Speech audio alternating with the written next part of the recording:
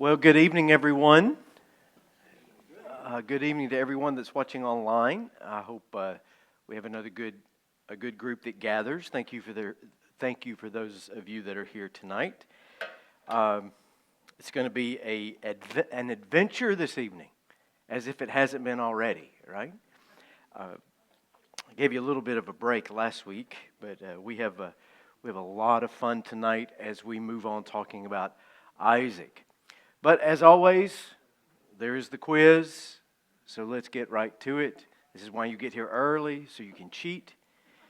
Garrett was up here taking pictures of the answers. He says he's just going to be out back there blurting them out.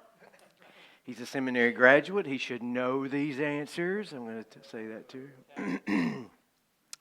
Number one, Abraham and his family were from what Mesopotamian city? Just like that. That's right. Or Iraq, as it was called later, Iraq. But yes. Question 2. How old was Abraham when he set out from Haran for the promised land of Canaan? 75 years old. It's a great time of life to start out on a cross-world adventure. Number 3, twice Abraham attempts to hide Sarah's identity. Pam, twice. Tell your mother that. She was on the phone with her mother this week, and her mother said, "You better read your Bible. It didn't happen but once." Oh, it's face to face. Well, we got that straightened out. Twice Abraham attempts to hide Sarah's identity by doing what?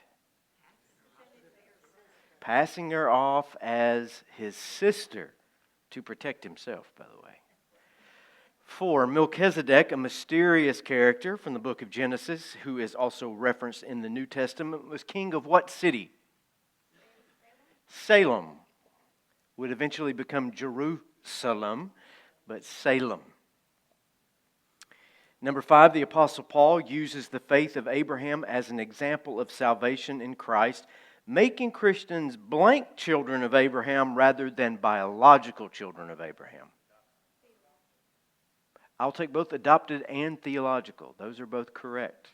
Yeah, Paul's language is grafted in.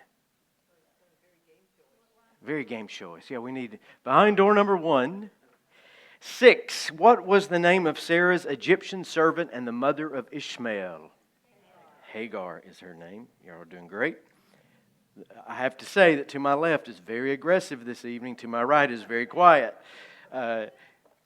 According to the prophet Ezekiel, what was the sin of Sodom? Pride, gluttony, laziness. That's exactly right. You're paying attention. While the poor and the needy suffered outside her door. That's Ezekiel 16:49. Question 8, what was Abraham's motivation for seeking Isaac a wife from Haran? Bloodline. He was no way he's going to have Isaac marrying a Canaanite woman.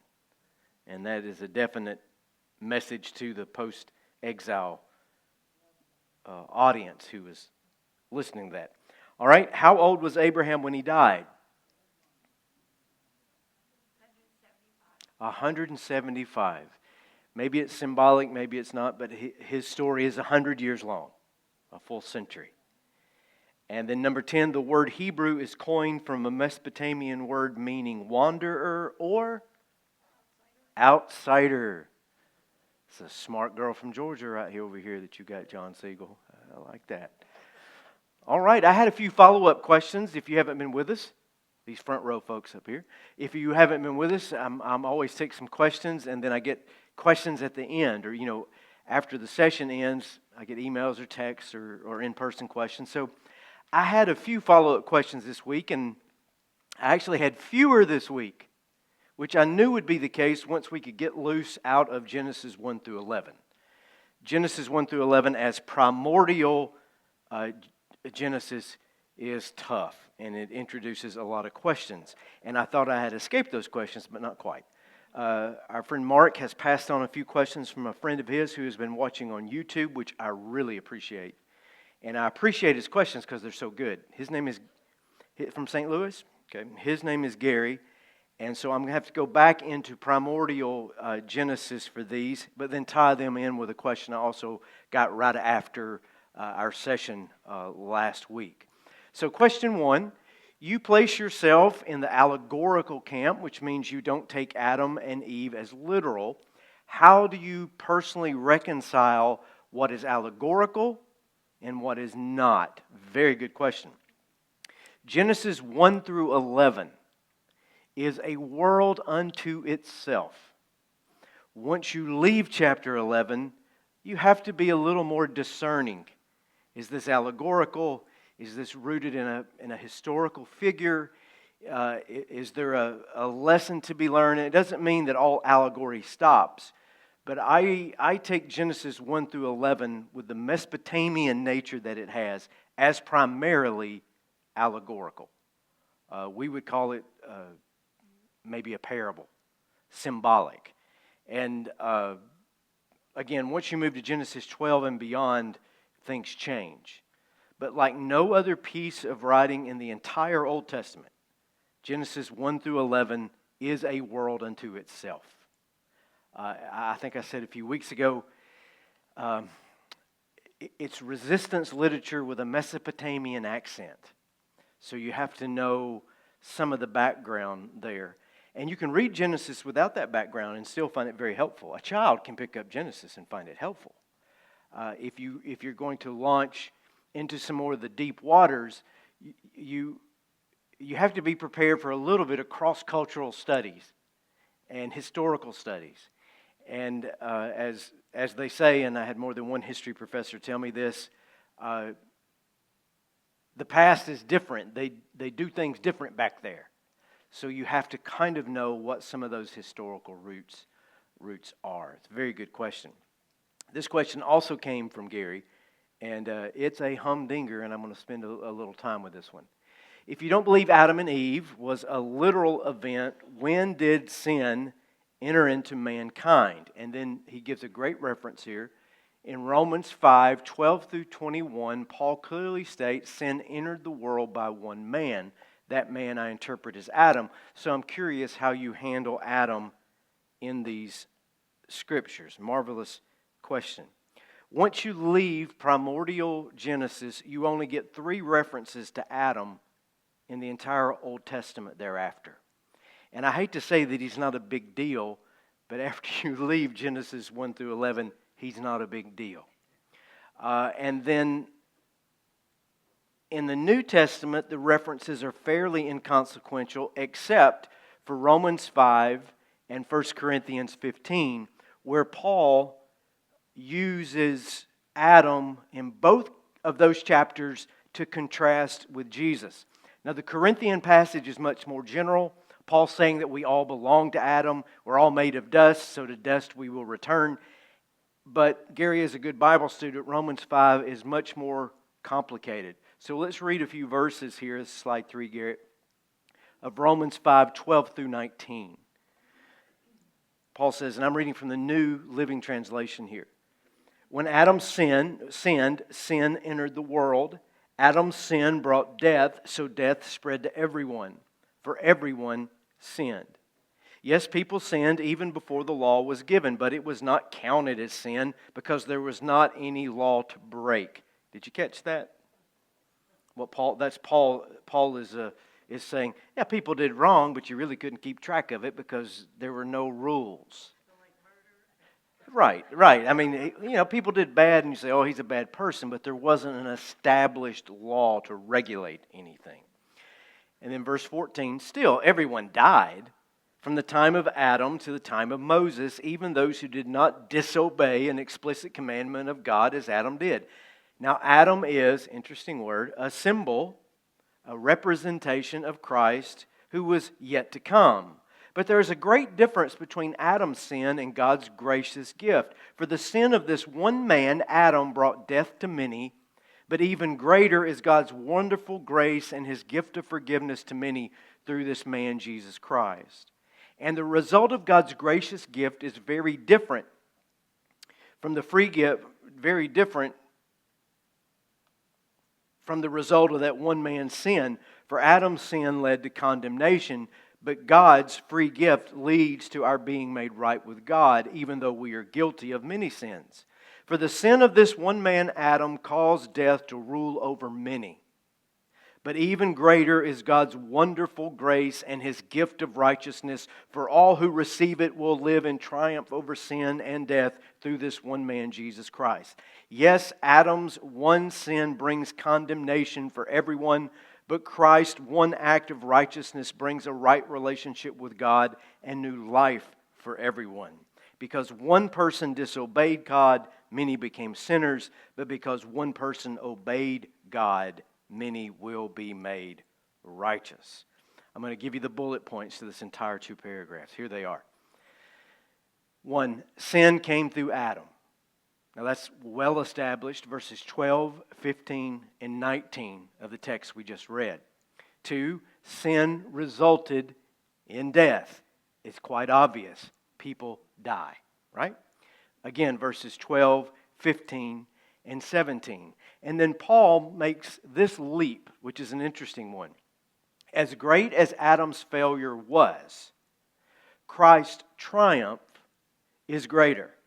In fact, Paul sees Adam's sin as an opportunity for God's grace. And there are other Pauline passages where basically Paul says the end result of humanity will be greater than its original created form simply because of what Christ has done in God's creation. It's a beautiful, it's real grand, much more liberating than most of the theology that we hear. So we're in agreement so far. The problem is that, again, Augustine is the sticking point, or Augustine. If you begin with him and his view of original sin, a literal Adam is required based completely on Romans 5, verse number 12. This is Augustine's Latin translation of verse number 12. Therefore, just as through one man sin entered the world, and death through sin, and so death spread to all men, and this is the phrase, because all men sinned in him.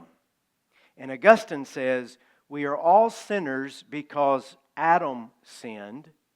Therefore, that sin, his sin, is yours. I know you weren't there. I know that you could not be responsible for it, but that's how it is. Now, all the way back to the King James Version of the Bible, the interpretation, the translation of that verse is very different. If we can go to that next slide, Garrett. This in the top bullet point, now this is all the way back to the King James Bible, all the way up to current English translations. It says this: when Adam sinned, sin entered the world. We're in agreement. Adam's sin brought death. Yep, we got that. Death spread to everyone. Completely agreed. For everyone sinned, period. There is no sinned in him. Now it's subtle, but it's very important. Because when you lose that phrase, you lose Augustine's premise for original sin. And I've said this in the past, and I'll repeat it here. Catholic and Reformed theology, which is built on Augustine, requires an Augustine translation of Romans chapter 5. Absolutely required. If you are Methodist, if you are Eastern Orthodox, if you are Anabaptist, if you are from the more free reformers, then you're set free from Augustine theology because it was never embedded from the very beginning. And this is a great quote that says it well, and this is from the Orthodox Church of America. And it's a good summary of the opposing view. We didn't sin in Adam, as the Latin mistranslation of Romans 5:12 implies. Rather, we sin because Adam's sin made us capable of doing so. Therefore, salvation in Catholicism and Protestantism, though I wouldn't say all Protestantism, means satisfying God and avoiding punishment. In contrast, Orthodox theology views sin as missing the mark or failing to live up to the life expected of us by God. Therefore, our goal is not to miss the mark again. Salvation for the Orthodox means achieving theosis, which means becoming like God in the way that we live our lives. Let's go back to Romans 5 for a couple more bullet points here, and I will take a couple questions, but we got a lot of ground to cover tonight. Verse 14, Adam is a symbol. Now, in the very text where I just said, if you're going to stick with Augustine theology, you have to have a literal Adam. And then Paul says in verse 14, Adam is a what? A symbol. The Greek word is typos, a type, a metaphor, an allegory. And then some in the early church fathers, particularly in the Greek world, took verse 18 as a universalizing text, that all of humanity would be saved. Go back one slide if you would, Garrett, and let's read verse 18. 2 slides, sorry. All right, let me find it. Verse 18 is about 4 lines up from the bottom on your right-hand side. Yes, Adam's one sin brings condemnation for everyone. But Christ's one act of righteousness brings a right relationship with God and new life for who? Everyone.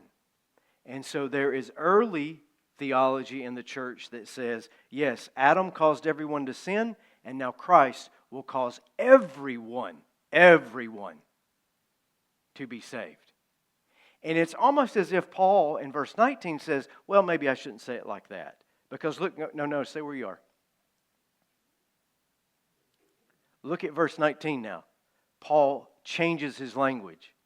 Because one person disobeyed God, many became sinners. But because one person obeyed God, many will be made righteous. So which is it, Paul? All or many? Are we all sinners or just many of us sinners? Are we all saved or just many of us saved? All that to say that Romans 5 is not, and it's a very good question by Gary, not as cut and dry as it would appear to be.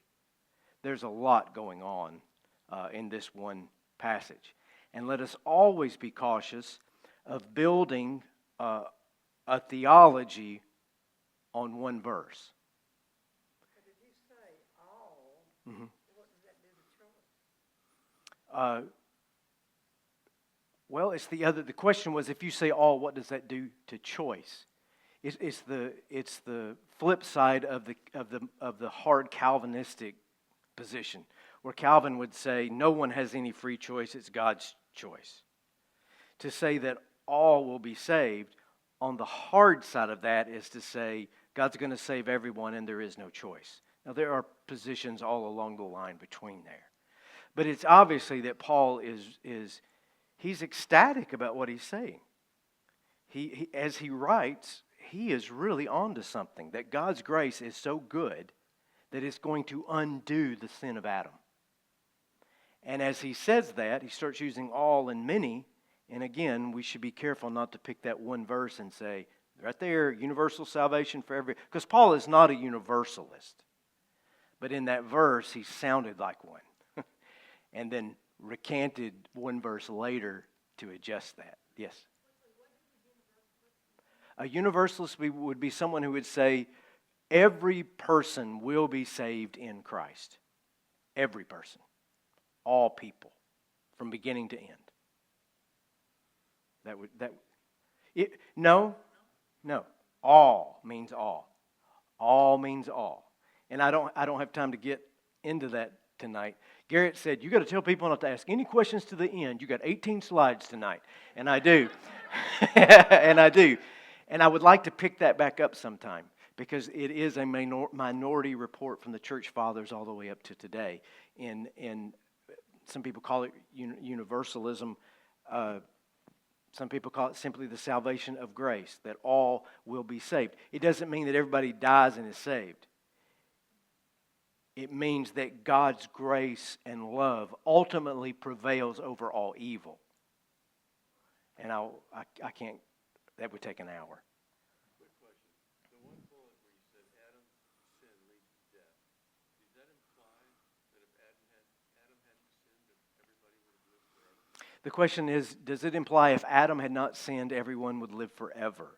There is that obscure text there in chapter 3 where Adam and Eve sin, and then God says, we got to get them out of the garden because if they eat of the tree of life, they'll live forever in this fallen state. That's as close as I can get to an answer right there. Question 3, I'll move quick, and if we have time, I'll write your question down. We'll get it at the end. Question 3, you said that the New Testament writers use Abraham differently. It was a question near the end, and someone followed up with it.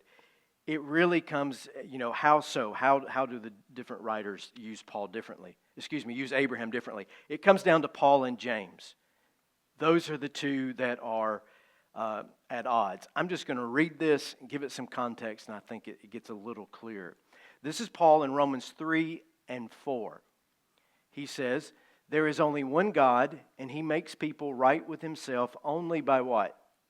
Faith. Abraham, here's our guy, was humanly speaking the founder of our Jewish nation.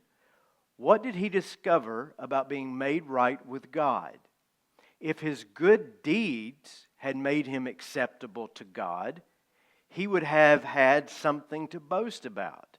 But that was not God's way. For the Scriptures tell us Abraham believed God, and God counted him as righteous because of his faith. Faith alone, a hallmark of Protestantism. Now we move to James. You're going to laugh on the first sentence. So you see, faith by itself isn't enough. Unless it produces good deeds, it is dead and useless. Don't you remember that our ancestor who? Now, if anybody ever says, well, you can just make the Bible say anything. You can quote them these two passages here. Here's the Bible, the New Testament, quoting the Old Testament. Two writers taking a completely different approach to the exactly same example. Our ancestor Abraham was shown to be right with God by his actions when he offered his son Isaac on the altar. You see, his faith and his actions worked together. His actions made his faith complete. And so it happened, just as the Scriptures say. Look, they're going to quote the same verse. Abraham believed God, and God counted him as righteous because of his faith. He was even called the friend of God. So you see, we are shown to be right with God by what we do, not by faith alone. Now, here's the context. Paul is writing to a group of hard-charging rule keepers. And he's basically saying, you guys need to relax. God's taking care of things. You're trying too hard.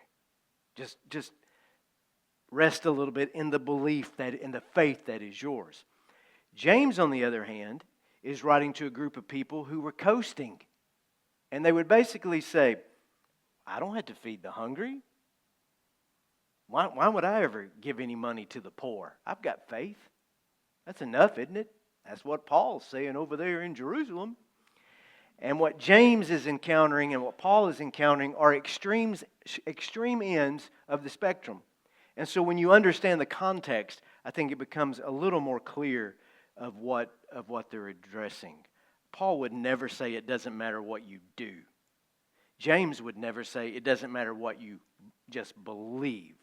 And I think you can reconcile those together. Not everyone has reconciled those over the years. And I think I said last week, Martin Luther said James is a book full of straw and it should be taken from the New Testament canon.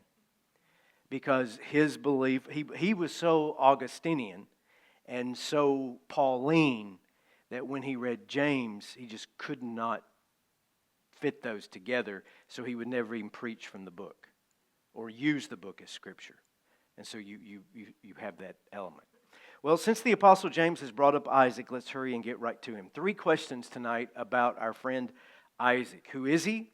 Why did Abraham take Isaac up on that mountain? And what is Isaac's legacy? And that is a question more related to his sons than it is directly to him. So who is Isaac? And you have this on your handout there. First and most obviously, he is the son of Abraham and Sarah. This makes him the son of promise. God's covenant with Abraham falls to and upon Isaac as his biological carrier of the Hebrew nation. And there was some doubt in some minds at whether or not this boy would arrive, but Sarah at 90 and Abraham at 100 become parents. Oh Lord, help us all. Can you imagine that? So Genesis 21 tells that story, and you have the text for you. Second, he was the rival, though no intent of his own, to his older half-brother Ishmael. Ishmael was Abraham's son, conceived through Hagar in a moment of doubt. Ishmael is 14 years older than Isaac. Abraham was 86 years old when Ishmael was born. So at 100, he is a teenager and a newborn. God love him. And as I said last week, it's a long-standing sibling rivalry. Muhammad and Islam claims Ishmael as their ancestor. Hebrews claim Isaac as their ancestor, and that sibling rivalry is with us even to this day. Third, Isaac plays the slightest of roles among the three great patriarchs, the three fathers of the Jewish nation. Praise is given to Yahweh, often in triplicate form. Blessed be the God of Abraham, Isaac, and Jacob. You'll find that throughout the Old Testament and the New Testament. And Abraham gets top billing from late in Genesis 11 all the way through the first part of Genesis chapter 25. He is the primary character for 14 or so chapters. Jacob then overtakes his grandson, overtakes the narrative at Genesis 25 all the way to Genesis 37 and gets mentioned all the way to the end of the book of Genesis. Isaac gets no such attention. He is born in chapter 21. He gets 7 verses. After all this waiting, he is the central character of chapter 22 in some ways, but as a supporting character. And we're going to get to that chapter tonight. In chapter 24, it's his bride-to-be who gets all the attention. He utters not a single word. And while he is living, his father and his son both outshine him. They are out there fighting and prospering and swashbuckling and wandering, and he does none of those things. He is a much-needed, quiet soul in the middle of this story. And it brings me to something I want to say, and I can't take credit for this, and I wish I could remember where I read it, because if I could, from a few years ago, I would give the writer credit. And she asked this question, and maybe some of you can use this in your families or with your loved ones. What if we view Isaac as neurodivergent? And I have found that to be the most precious, speculative as it is, sensitive explanation of Isaac and his role that I have ever heard. Neurodivergent, anxiety, epilepsy, a learning disability, autism. I love it so much because I think it's good for those who are and those with who have loved ones who are neurodivergent. Here's just a few points along this line. He is the child of older parents, which would affect both his nature and the nurturing environment he received. He is completely dedicated to his mother, not marrying until after she dies when he was already 40 years old. His wife, Rebecca, manages both him, their relationship, and the household. He is naive and fooled quite easily. He likes to be alone. There are multiple verses where he was out meditating, out being quiet, being outside. We would say today that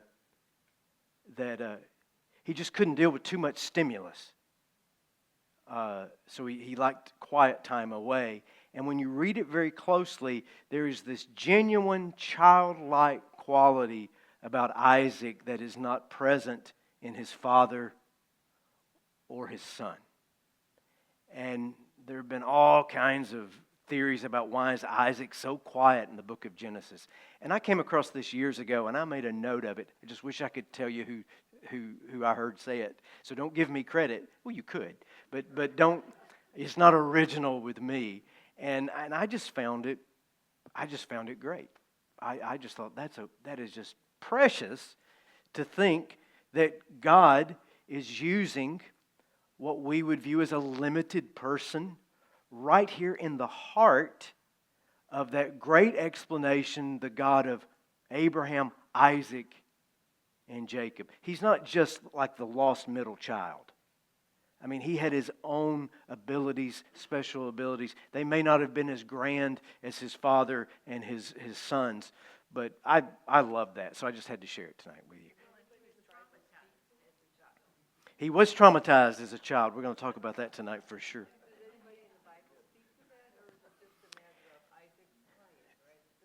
No one really speaks to that. And then it is odd, and it's strange. The question is, does anyone in the Bible speak to this? And they really don't.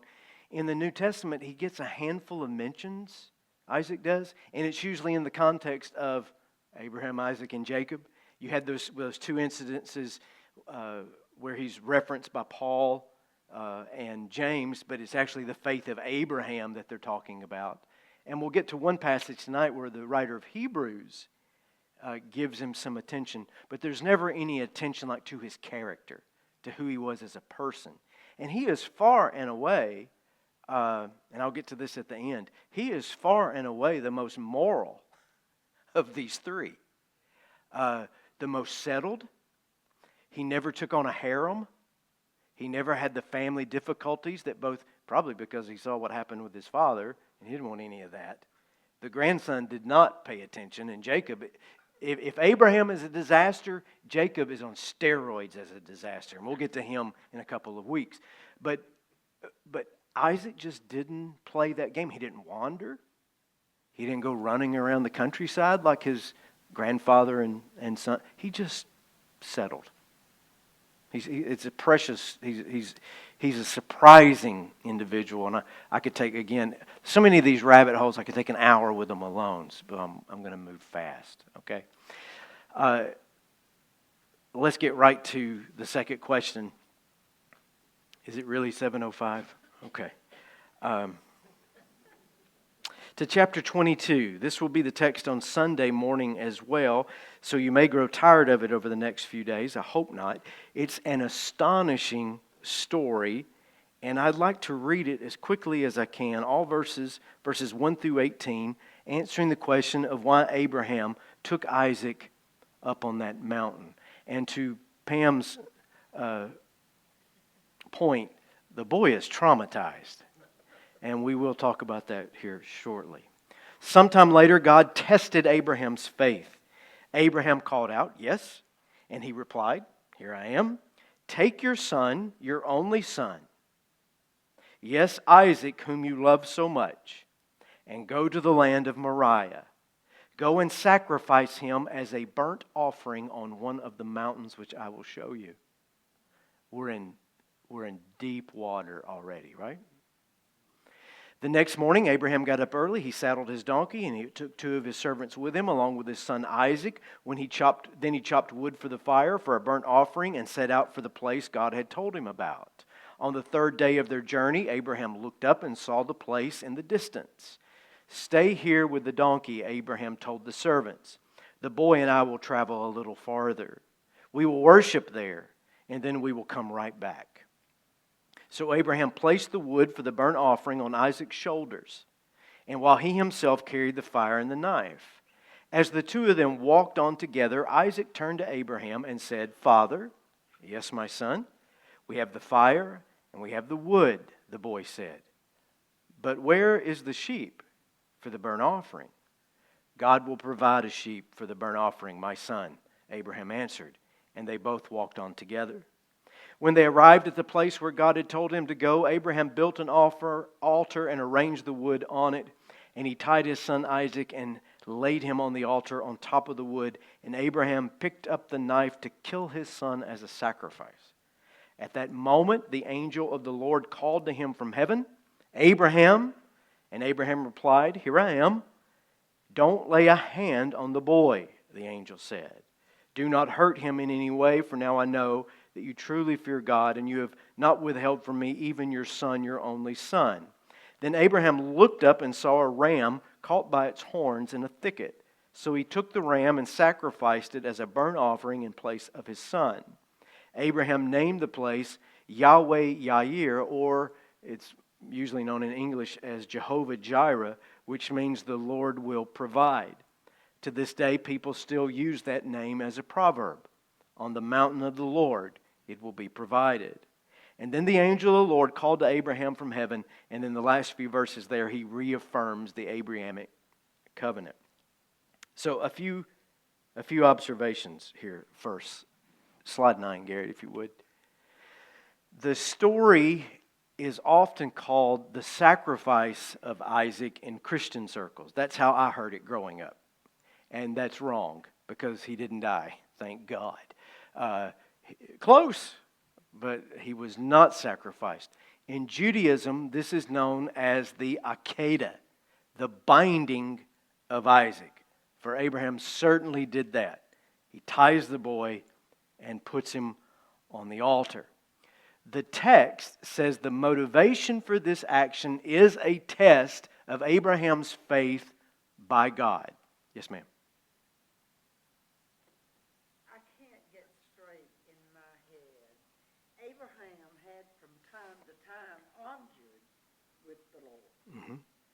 And he didn't even question. I'm going to come to that, okay? Okay, no. Sarah said she can't get her mind around the fact that Abraham would argue with God and he didn't even say a word at this point. That's actually one of the major interpretations.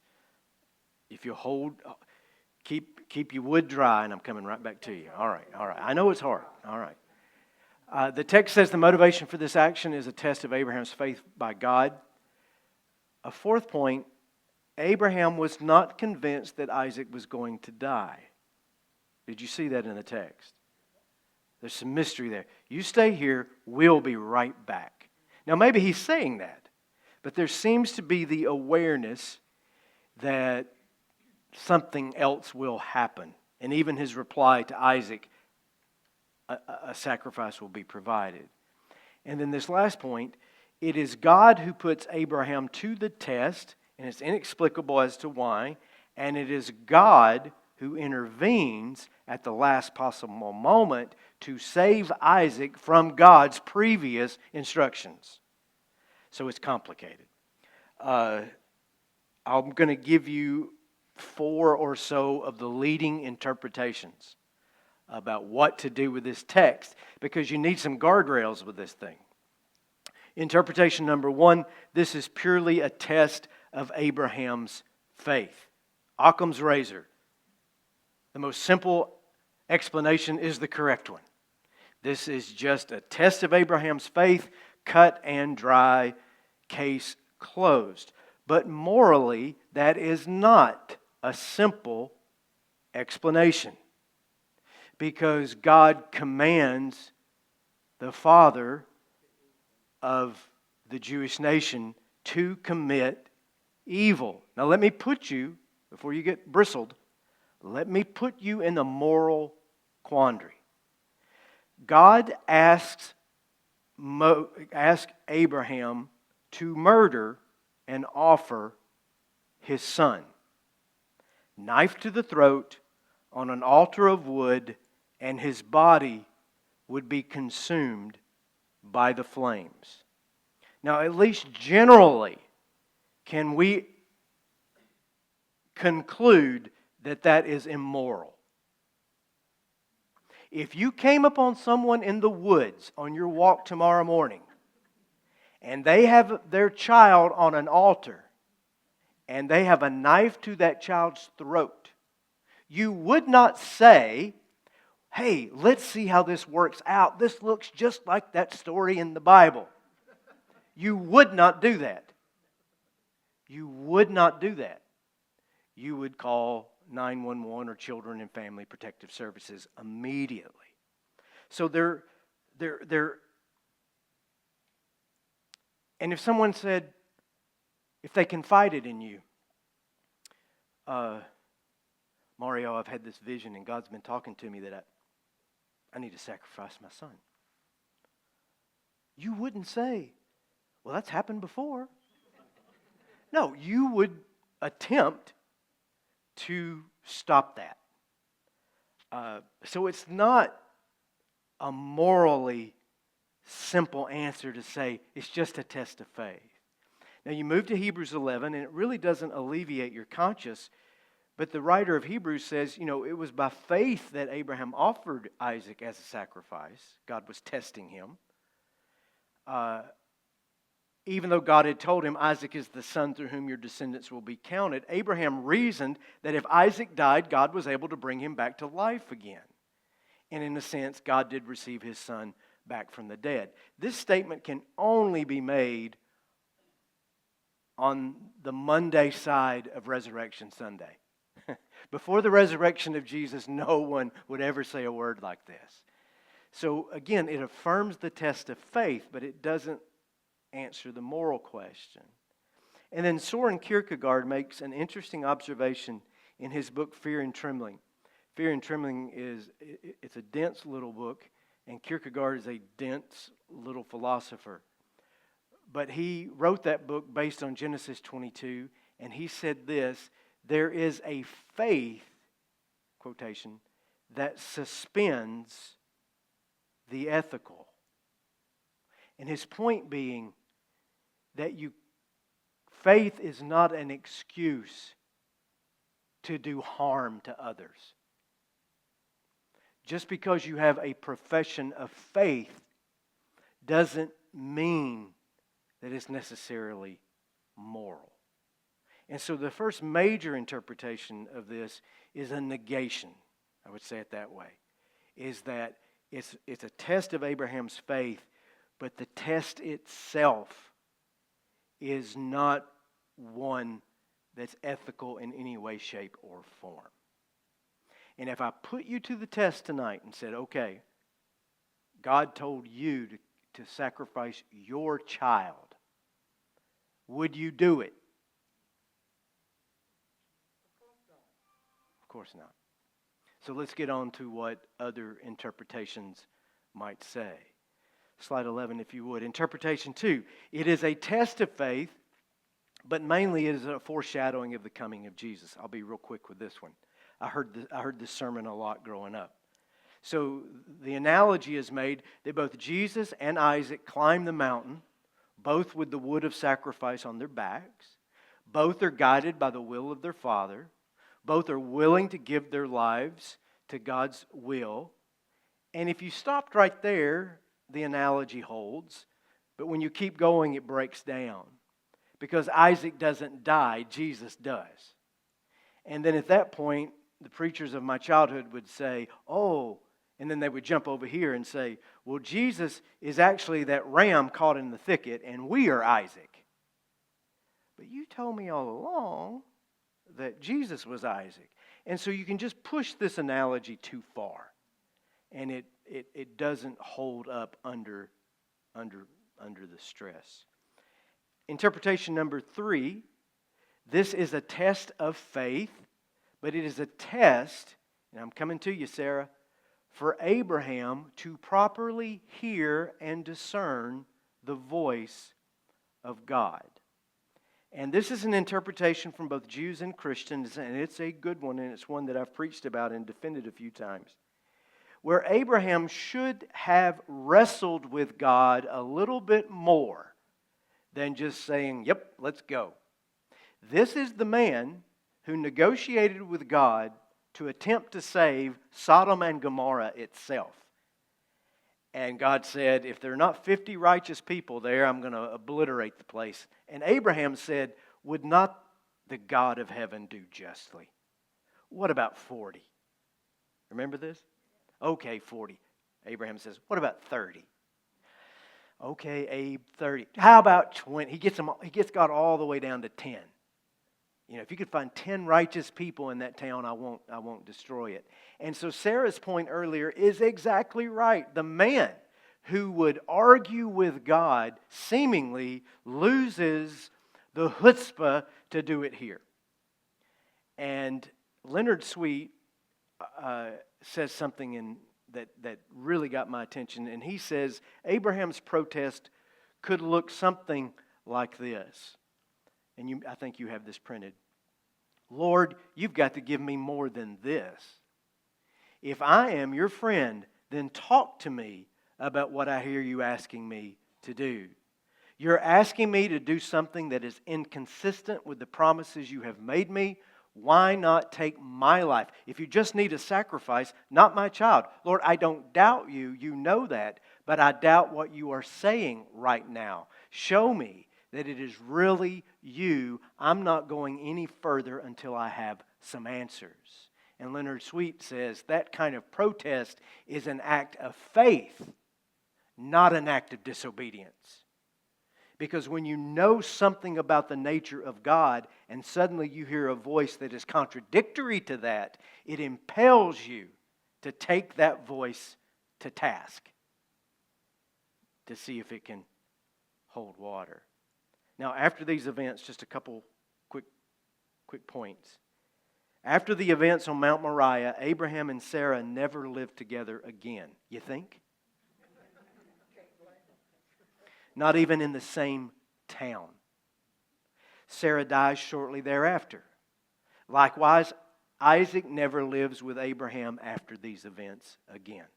Not a day. And there is no record in the rest of Scriptures that Abraham and Isaac ever spoke to one another again.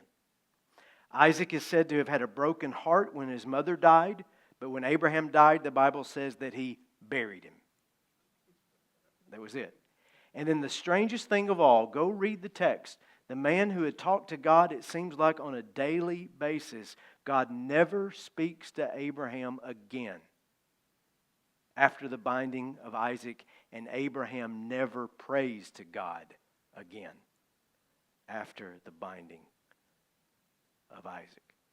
And before I leave interpretation number 3, it would be criminal if I don't show you this. In Genesis 22, 1 through 10, let's go back to primordial Genesis.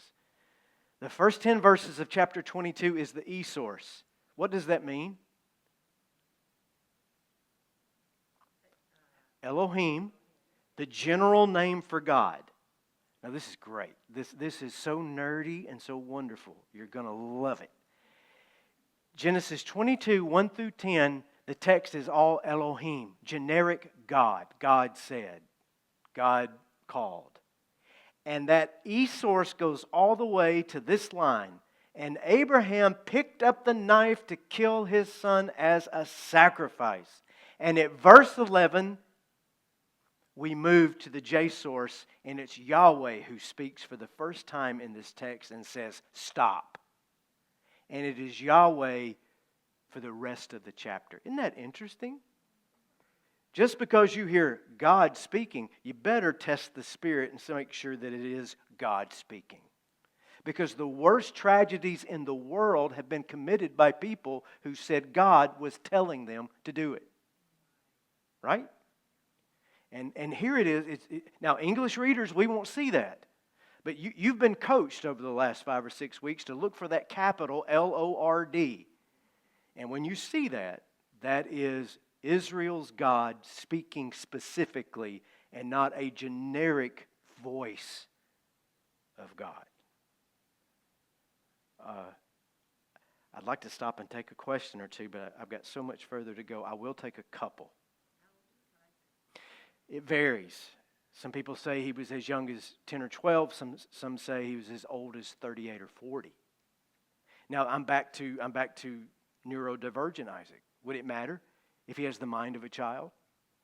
He would still react to it as a child. Yeah, you would fight. You would fight. We know you, Pam. You would fight. We all would fight. And there's a willingness there in Isaac, even as a child.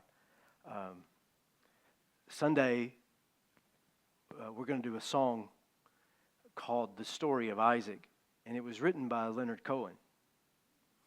And Leonard Cohen was raised Jewish, and it's a beautiful and a tragic song. The tune we'll do is different than the one that Leonard did, but he captures this story in about 3 verses. As we're about to get into interpretation 4, which is his interpretation, he captures it perfectly, but he does talk about the willingness and the easiness of Isaac in that song as well. It's a tough passage, and now listen, I was raised in the church, and we read that, and we just took it as that's how it is. God's free of ethical requirements because it's God. But when you read it closer, there's a lot going on in Genesis 22, as there always is, as you've seen so far throughout the study of Genesis. There is no such thing as a simple reading of the book of Genesis. There are worlds beneath the surface. Okay, real quick, interpretation 4. This is the end of child or human sacrifice as a religious practice. This is the definitive Jewish interpretation of this story. Yitz Greenberg, who I was introduced to by my friend David Gushee, is the ethical bulwark of post-Holocaust Jewish theology. And leaning on thousands of years of Hebrew interpretation, he says this: the story of the binding of Isaac symbolizes the prohibition to worship God by human sacrifices at a time when human sacrifices were the norm worldwide. Now, you go back 4,000 years, and human sacrifice, particularly child sacrifice, was practiced in almost every human culture. In the Americas, in Europe, the British Isles, Africa, and particularly in Mesopotamia and in Canaan. There was something about the question is, why children? There is something about early human development that felt like they should give the firstborn child to the gods for their protection. And it's nearly universal. It's not one group of people that are doing this. It is human history. Now, you have it in your paper and you have it right there in front of you. If you will look at that little map right there, this is the royal cemetery of Ur. Where was Abraham from? Where? This is the royal cemetery of Ur. And in 1926, 1927, it was uncovered. And there are thousands of child sacrifices made to the gods on behalf of the kings of Ur. And there are 16, you can count those there, I think there are 16 or 17. There are 16 primary burial sites literally filled to the rim with children. Abraham knew what this was about. Okay? And not only did he know it, but the people, the post-exile audience, they knew it too, because they were surrounded by the practice as well. The Mesopotamian gods, the Canaanite gods, Asherah, Baal, Moloch, Topheth, all of these were bloodthirsty, angry gods, and much of Israel succumbed to the practice so that the prophets hold this practice up as the reason for the exile. Now this is Psalm 106. It's a post-exile psalm, beginning at verse 36.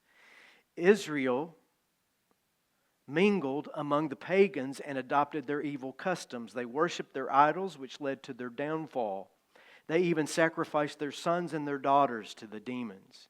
They shed innocent blood, the blood of their sons and daughters. By sacrificing them to the idols of Canaan, they polluted the land with murder. They defiled themselves by their evil deeds, and their love of idols was adultery in the Lord's sight. That is why the Lord's anger burned against His people, and He abhorred His own special possession. He handed them over to the pagan nations, and they were ruled by those who hated them. Now catch Jeremiah 7 and 32. Now remember from session 2, I think, that Jeremiah is one of the earliest recognized scriptures ever written. Catch these words. I will be merciful only if you stop your evil thoughts and deeds and start treating each other with justice. Only if you stop exploiting foreigners, orphans, and widows. Only if you stop your murdering, and only if you stop harming yourselves by worshiping idols. Then I will let you stay in this land that I give to your ancestors to keep forever.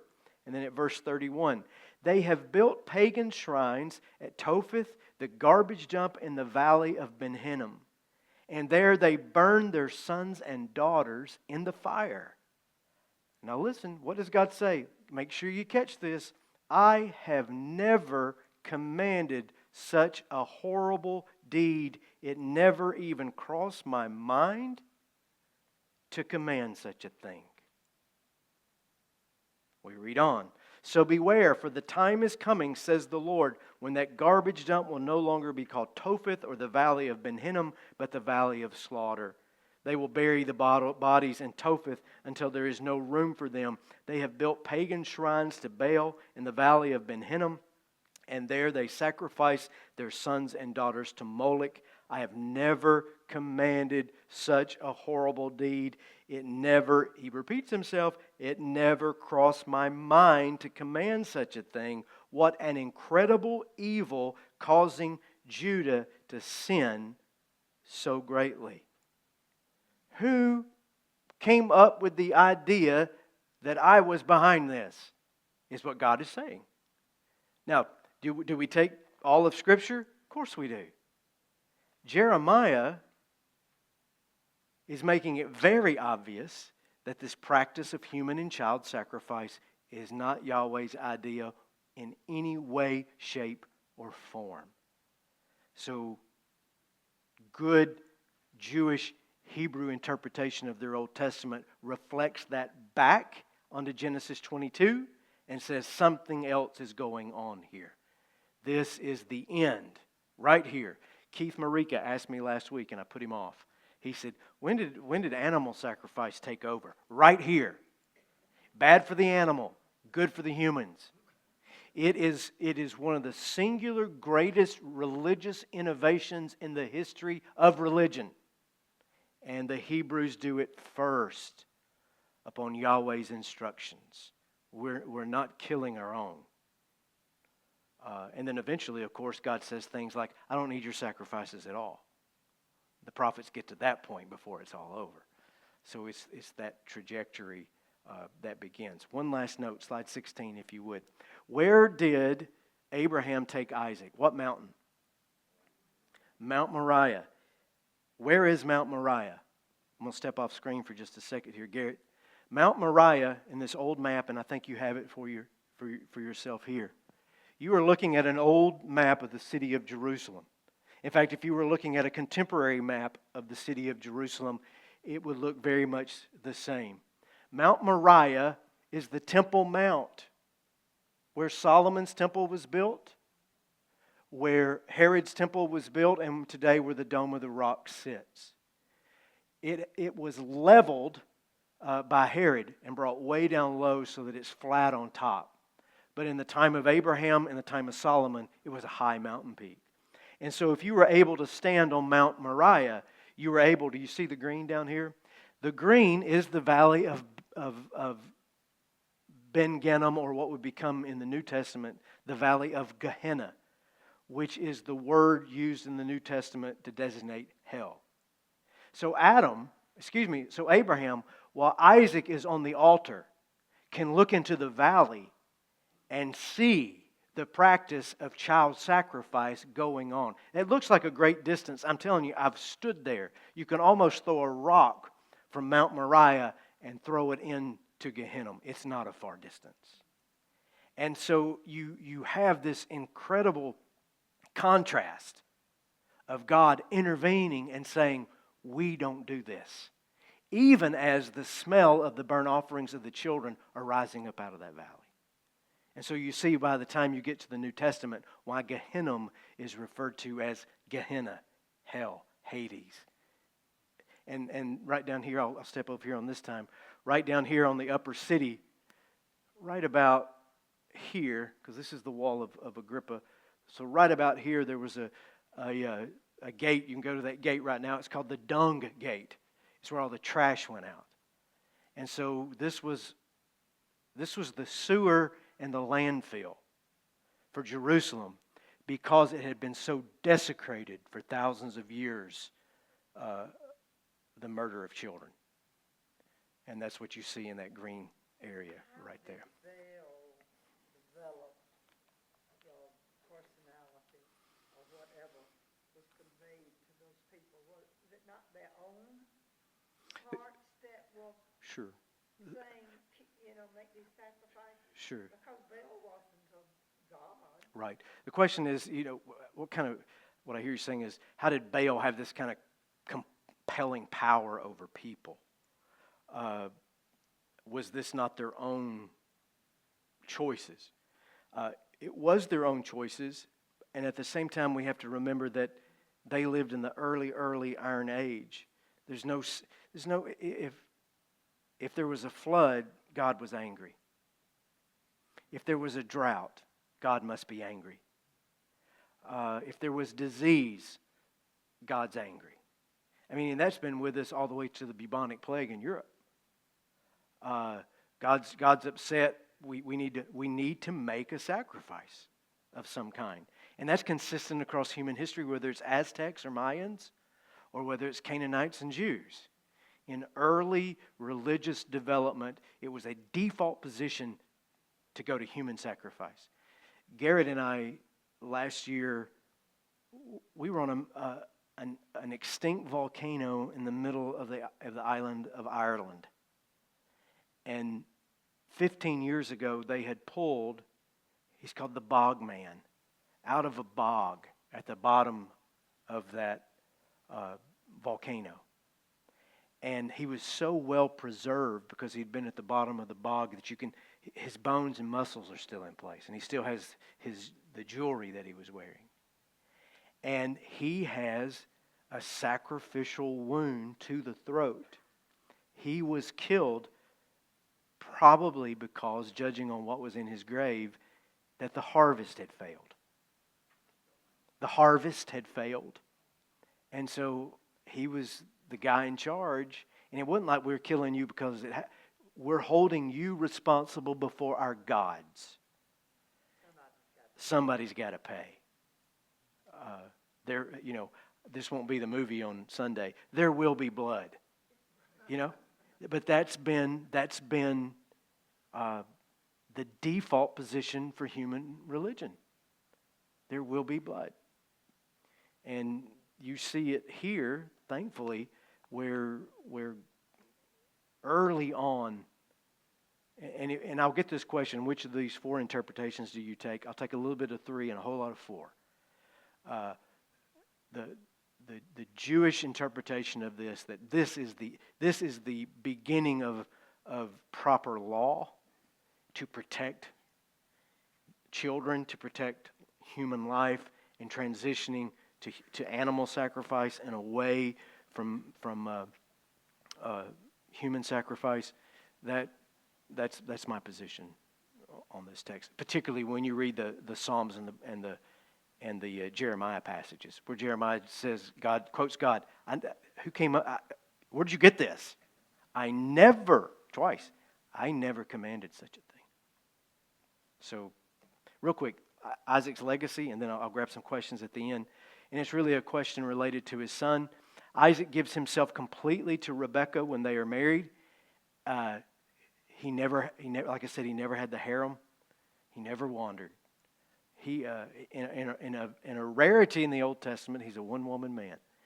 And she struggled, as it was the family story, with infertility for 20 years.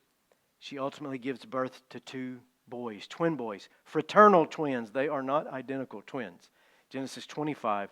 The two children struggled with each other in Rebekah's womb, so she went to ask the Lord about it. Why is this happening to me? She asked. And the Lord told her, the sons in your womb will become two nations. From the very beginning, the two nations will be rivals. Here we are again. One nation will be stronger than the other, and your older son will serve the younger son. She does not have access, to an ultrasound. So she's just finding out right now that there are two babies there. And when the time came to give birth, Rebekah discovered that she did indeed have twins. The first one was very red at birth and covered with thick hair like a fur coat. That just cracks me up right there. So they named him Esau, which means hairy. Call him Harry. And then the other twin was born with his hand grasping Esau's heel. So they named him Jacob. Isaac was 60 years old when the twins were born. Jacob's name means heel grabber. But more literally, trickster. The one who causes others to stumble. Jacob is a bad man. And they give him that name from the very beginning, and he lives up to it for his entire life. Until God changes his name to Israel. He becomes the namesake of the country, of the nation. But he starts out as this conniving, sneaky, backstabbing little... And we'll get to him in a couple of weeks. Questions? How does Jeremiah and I guess the Psalm reconcile then the Genesis account that God tested, if it was really just for a child, Mm-hmm. that God never said that in the first place. But then when you read the Genesis account, it specifically says that he They do what the Jewish writers do time and again. They leave both traditions. But the prophetic tradition interprets the Genesis account and says it's a test of faith. But again, they leave the E source and the J source there to say he may have heard a voice, but it wasn't Yahweh talking. God may have spoken, Elohim, but it's Yahweh that stops the sacrifice and says, no, none of this. And again, as English readers of the Bible, that doesn't jump off the page. If you were a Hebrew reader of Genesis chapter 22, you would see it immediately that there has been a name change and that there is that rivalry among the gods there. I wish we could all read it. I can read enough Hebrew to get in trouble, and I have to rely upon the lexicon instead. But if you could read Hebrew, it's just so much clearer. We just use God generically as Americans, particularly in the Old Testament, and there is generic God in the Old Testament, but there is very specific Yahweh speak in the Old Testament. It's a great question, and it's a conflict that if you haven't read the Bible carefully, did you know that passage in Jeremiah was there? And it brings this conflict to bear. And people who may come to you and say, well, I just don't believe the Bible, it's full of contradictions. Well, you know what? There are passages that are contradicting. But that does not belittle the validity or the truth of the Bible. I don't know why we as Americans have such a hard time holding those two positions in our minds. But there are contradictions because it's a divine book using human people. Oh, so human. And some of us feel better about ourselves tonight that we would never do what Abraham did. But we might, or worse. Cody?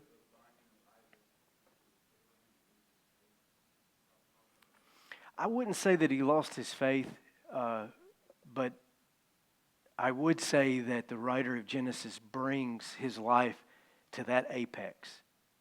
We don't, he's had this whole, he never, like I said Sunday, he never quit, he just kept going. And I can't say that he lost his faith, The New Testament certainly wouldn't say that. But the situation, he did lose his relationships, it would appear. And that is intentional by the writers to show that what happened in Genesis 22 was not this cut and dry, God spoke, Abraham responded, and everything worked out great. It is conflict. It requires, and we'll see this in his grandson Jacob. I'll go ahead and foreshadow this. Jacob wrestles with God face to face. That trickster that he is, and won't let go of God, which is that's a great metaphor for a lot of things. And says, I'm not letting go till you bless me. Now this man had been chasing the blessing his whole life because I'm getting way ahead of myself, but he cheated his brother as early as he could and made off with the family fortune, tricking his poor father, egged on by his mother, ran away with the fortune, put it in the stock market, quadrupled it about 5 times over, comes back, and then he's afraid his brother's going to kill him, and his brother probably should have killed him for everything he had stolen from him, and God blesses him anyway because of his perseverance, not because of his character. And that's another story filled with so much conflict. But, it's a good one. Jacob, the story of Jacob wrestling with the angel, struggling with his faith, is my favorite story in the entire Old Testament. Jacob wrestling with the angel. In that story, doesn't he say, who is it that you say you are? Yeah, he says, I love that one too. They're wrestling face to face, and God touches his hip, or the angel of the Lord touches his hip and throws his hip out of socket. So now we've got Jacob on his hands and knees holding to God's ankles. That's all he's got left. I'm not going to let you go. And God says to him, what's your name? Forces him to confess what he is, Jacob. Oh, you trickster, you. And then God changes the name. And his trajectory changes after that as well. He becomes the savior of his nation and the namesake. Next slide, Garrett. Next week we will not gather. I got to be out of town next Wednesday. My apologies for that. But February 26th, session 7, and I'm already running ahead to Jacob because I love him so much, and we'll talk about him, and of course I won't get everything in, and I've gone 10 minutes over tonight as it is. Jacob in 2 weeks, and then the final session will be Joseph, one of his sons who carries the rest of the story to the remainder of the book of Genesis. Thanks for coming tonight. You're dismissed.